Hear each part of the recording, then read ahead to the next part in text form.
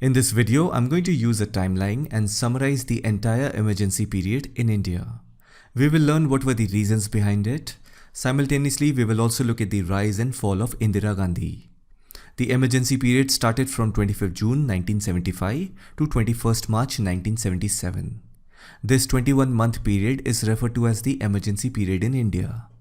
It was proposed by the then Prime Minister of India, Indira Gandhi, and officially issued by the then President of India, Fakhruddin Ali Ahmed, under Article 352, Clause 1 of the Constitution. Indira Gandhi was the daughter of Jawaharlal Nehru, the first Prime Minister of India. She served as Prime Minister from January 1966 to March 1977, and again from January 1980 until her assassination in October 1984, making her the second longest serving Indian Prime Minister after her father. Jawaharlal Nehru was the first Prime Minister of India from 1947 until his death in 1964. He died on 27th May 1964. After him, Gulzarilal Nanda became the acting Prime Minister for 13 days. On 9 June 1964, the Congress Party made Lal Bahadur Shastri as the second Prime Minister of India. Lal Bahadur Shastri died on 11th January 1966. After his death, again Gulzarilal Nanda was the acting Prime Minister for 13 days. On 24th January 1966, the Congress Party chose Indira Gandhi as the third Prime Minister of India. Now we will see how did she gain so much of power in short period of time. When Jawaharlal Nehru was the Prime Minister of India, that is from 1947 to 1964, she was made the President of the Indian National Congress in 1959. But that was just for 1 year. You see, for a politician to be the party president as well as a minister, it's going to be a difficult task to handle both the jobs. Even during Jawaharlal Nehru's prime ministerial tenure, he rarely held the presidency of Congress Party, even though he was always head of the legislative party. If you look at his tenure from 1947 to 1964, he was the prime minister. Only for 2 years, that is in 1953 and 54, he held both the positions of being the president of Congress Party as well as the Prime Minister of India. Anyhow, so Indira Gandhi was the president of the Congress Party in 1959, that too for only 1 year. She was being prepared for becoming a minister. Since 1947 till her father's death, she was like an assistant to her father and accompanied him on many political trips. That is how we can come to the conclusion that she was being prepared for being a ministerial candidate. After Jawaharlal Nehru's death, Lal Bahadur Shastri became the Prime Minister. From 1947 to 1964, Indira Gandhi had gained enough political experience while being with her father. After her father's death in 1964, she became an MP of the Rajya Sabha, which is the upper house. That means she did not win any election from any constituency to become an MP. Rajya Sabha MPs are elected by the MLAs of the State Assembly. Plus, she was the daughter of Jawaharlal Nehru. It would have been easier for her to become an MP of Rajya Sabha whenever she wanted. Anyhow, in 1964, after her father's death, she became the member of the Rajya Sabha. From there, she then became a cabinet minister in Lal Bahadur Shastri's cabinet as Minister of Information and Broadcasting. In 1966, when Lal Bahadur Shastri died in Tashkent, Uzbekistan, keep in mind in 1965, India was fighting a war with Pakistan. Lal Bahadur Shastri travelled to Tashkent to sign an agreement that would formally end the war. One day after signing a peace treaty to end the 1965 Indo-Pakistan war, he died. Even today there is a lot of mystery around the death of Lal Bahadur Shastri. Anyhow, after the death of Prime Minister Lal Bahadur Shastri in 1966, the Congress Party held a leadership election within its own party to decide who would be the next Prime Minister of India. You see, when a Prime Minister dies during his or her term, then the whole cabinet is dissolved. The President can appoint an acting Prime Minister on a temporary basis. For example, how Gulzarilal Nanda became the acting Prime Minister for 13 days after Nehru's death in 1964. He again became the acting Prime Minister after Lal Bahadur Shastri's death. It is said that after Lal Bahadur Shastri's death, Morarji Desai was a strong contender for the position of Prime Minister, but he lost to Indira Gandhi, who then became the first female Prime Minister of India and the third Prime Minister of India. You see, in the event of the resignation or death of the Prime Minister, the entire cabinet is dissolved. Since the Prime Minister is the head of the government, and the Prime Minister also has to be a member of the Parliament. They can be both from Rajya Sabha and Lok Sabha. But the only condition is that the MP has to prove majority in Lok Sabha. That means he or she has to get the approval of more than half of the total MPs of Lok Sabha. Lal Bahadur Shastri was part of the Indian National Congress. That means the majority members of Lok Sabha were from the Congress party. They all decided to vote for Indira Gandhi, and that is how she defeated Morarji Desai to become the third Prime Minister of India. But then she made him the Deputy Prime Minister and Finance Minister of India till 1969. In the first term as Prime Minister, she was widely criticized by the media and the opposition as a Gungi Gudiya, which means dumb doll or puppet, because she was the daughter of Jawaharlal Nehru, and everything was planned and organized for her so that she could become the Prime Minister. Next year, that is in 1967, general elections for the 4th Lok Sabha of India was held from 17 to 21st February. This was also the first electoral test for Indira Gandhi. As I've mentioned, in 1966 she became the Prime Minister of India as an MP from Rajya Sabha. That means in the 1967 general election, she had to prove herself. For that she had to contest for a Lok Sabha seat. And she did contest, and she won from the Rai Bareli constituency. Till date, Rai Bareli constituency is considered as the home ground of the Indian National Congress. Now parallelly, I want you to focus on the 5-year plans during 1960s, because that will tell us about the economic situation of the country during the 60s. If you look at the third 5-year plan, which was from 1961 to 1966, India fought 2 wars, one with China in 1962 and the second one with Pakistan in 1965. As a result, India shifted the focus towards the defense industry and the Indian Army. There was also a severe drought in 1965. The monsoon had failed badly. Plus, India was already at war with Pakistan. The war and lack of monsoon led to inflation, and the priority was shifted to price stabilization. Due to all of this, when Indira Gandhi became Prime Minister in 1966 and again in 1967, she had a rough start. The Congress party had to face the following problems, such as rising prices of commodities, unemployment, economic stagnation, and food crisis. The Congress party also lost its majority in a number of states across the country. They won just 283 out of 516 seats in the 1967 Lok Sabha elections. After the 1967 general elections, Indira Gandhi slowly started to move towards socialist policies because the Congress party did not put up a good show in the 1967 election. It's a common trick by politicians. If you want to be well known and famous among the people, socialism is the fastest way to appeal to the mass. And always remember, socialism is part of left-wing politics. In fact, Marxism, communism are also part of the left-wing politics. If you look at the definition of socialism, Marxism and communism, they do have fundamental differences. However, they all are umbrella term of the left-wing politics. In 1969, Indira Gandhi had many differences of opinion with senior Congress party leaders over several issues. One such incident was when President Zakir Hussain died in office on 3rd May 1969.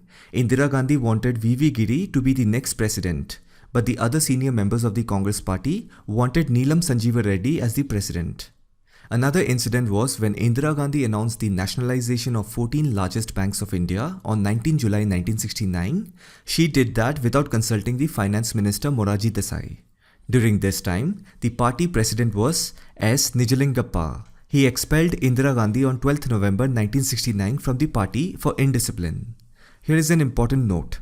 S. Nijalingappa was the last president of the undivided Congress party because after he expelled Indira Gandhi from the party, she took most of the Congress MPs on her side.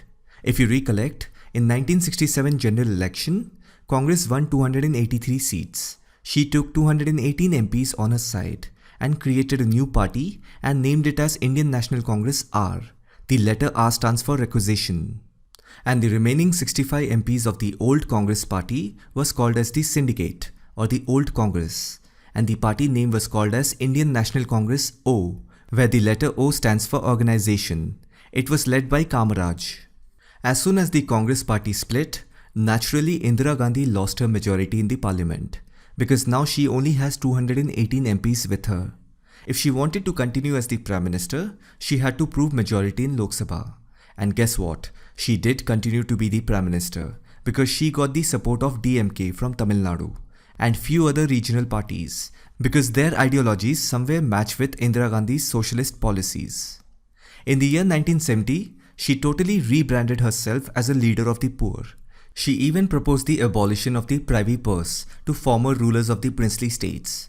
Privy purse was a payment made to the ruling families of erstwhile princely states as part of their agreements to first integrate with India in 1947 after the independence of India and later to merge their states in 1949, whereby they lost all ruling rights.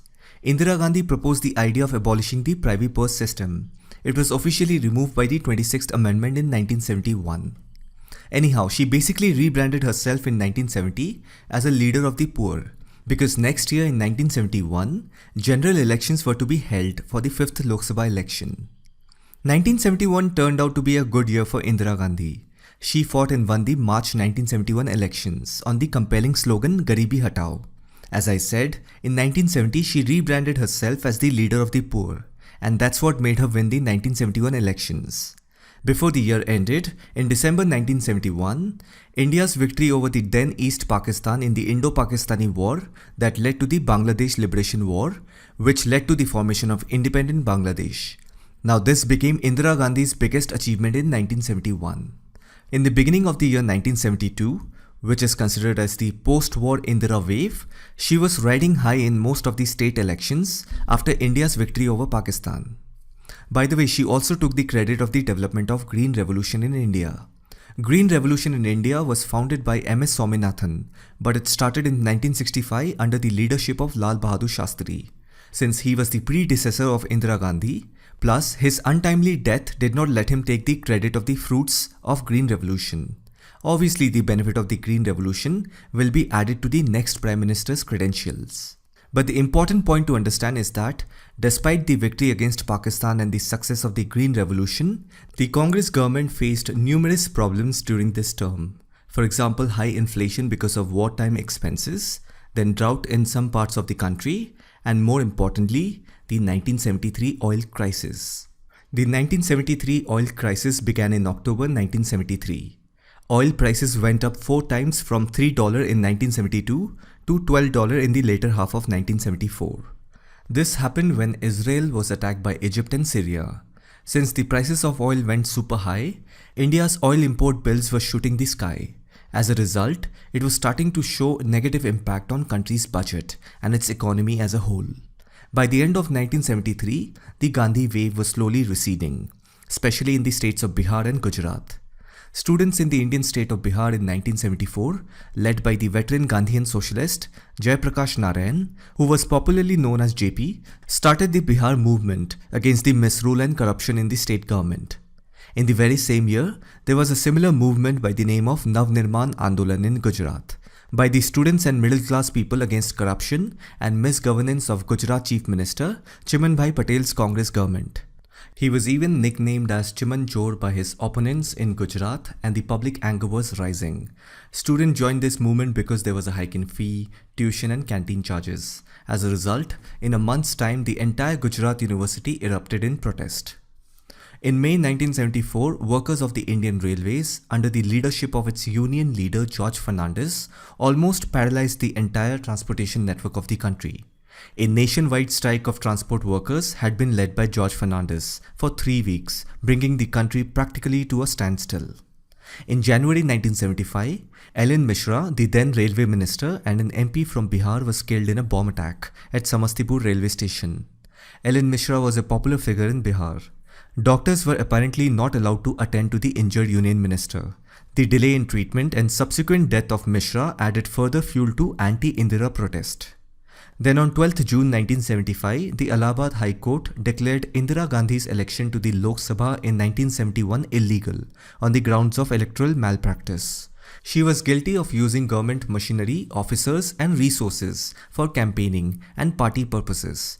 The Allahabad High Court ordered her to step down from the parliamentary seat and banned her from running for any office for 6 years. This gave the JP movement a huge boost. The call for her resignation grew louder, both from the opposition as well as public. The JP movement of Bihar presented biggest threat to Indira Gandhi's power. Indira Gandhi then approached the Supreme Court and challenged Allahabad High Court's order of her removal.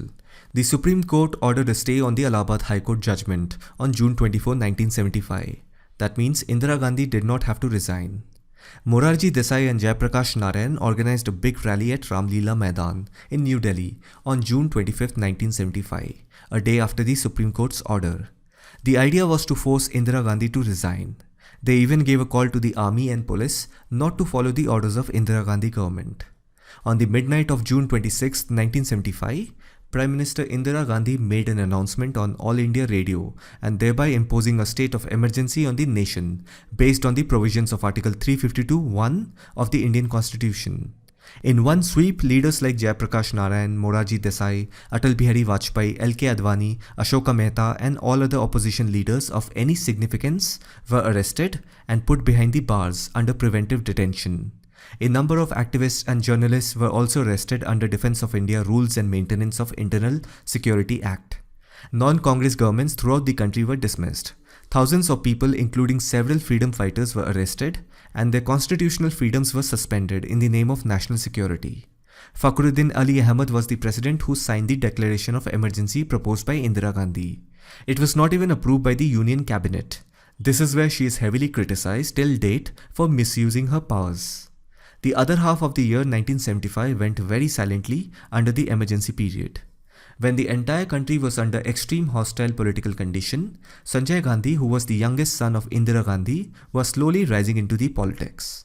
From 1973 to 1977, he practically ran the government on behalf of his mother, without standing for election even once. Sanjay Gandhi had total control over his mother and that the government was run by the Prime Minister House rather than the Prime Minister's office. Just before and soon after the emergency in 1975, Sanjay Gandhi's importance went up because he was acting as Indira Gandhi's principal advisor and began directing cabinet ministers, bureaucrats and party members on several issues. He recruited thousands of young men in the Congress party. Many of them were hooligans and thugs who used threats and force to intimidate rivals and those who opposed Indira Gandhi's authority. During the emergency, Indira Gandhi declared a 20-point economic program for development. Even Sanjay Gandhi had its own 5-point economic program. He wanted progress and development, but his definition of progress and development were in narrow terms.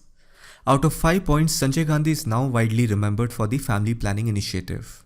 In September 1976, he instructed large team of government officials to spread into the North Indian countryside, pulling villagers into vans and driving them to hospitals for mass sterilization. This was part of his family planning initiative that attracted much hate and anger and caused long-term harm to population control in India. Anyhow, later during the emergency, Sanjay Gandhi's program was merged with Indira Gandhi's 20-point program to make a combined 25-point program. The fifth 5-year plan from 1974 to 79 was in force during the emergency. It had two main objectives. One, removal of poverty, that is Garibi Hatao, and attainment of self-reliance in agriculture production and defense. But during the emergency, the focus totally shifted from the 5-year plan to Indira Gandhi's 20-point program that she had created. In many of her speeches during the emergency period, she used to talk about her reasons behind imposing the emergency and justified primarily based on 3 grounds. 1. She said India's security and democracy was in danger owing to the movement launched by Jayaprakash Narayan. And the second one is, she was of the opinion that there was a need for rapid economic development and upliftment of the underprivileged. So it was necessary to impose emergency so that the rich wouldn't suppress her from implementing her 20 points program for the betterment of the society. And the third reason she gave was that she warned against the intervention of powers from abroad, which could destabilize and weaken India. So these were her reasons. But in reality, the emergency was declared to serve the narrow political interests of Mrs. Indira Gandhi to save her position of Prime Minister, as she was accused of corruption charges while contesting the 1971 election by the Allahabad High Court. Anyhow, in the latter half of 1976, the emergency had generated a great deal of fear and terror. Then in January 1977, the Prime Minister announced that she was going to revoke the emergency and return India to democratic rule. On 18th January 1977, she called for fresh elections and released all political prisoners. She was overconfident about her popularity by reading what the heavily censored press wrote about her. She thought the opposition wouldn't have a chance against her. On 20th January 1977, 4 opposition parties, which included the old Congress organization, the Jan Sangh, the Bharatiya Lok Dal and the Socialist Party, decided to fight the election under a single banner called the Janata Party Alliance under the leadership of Jayaprakash Narayan. Prime Minister Indira Gandhi and her son Sanjay Gandhi both lost their seats in the 1977 Lok Sabha elections.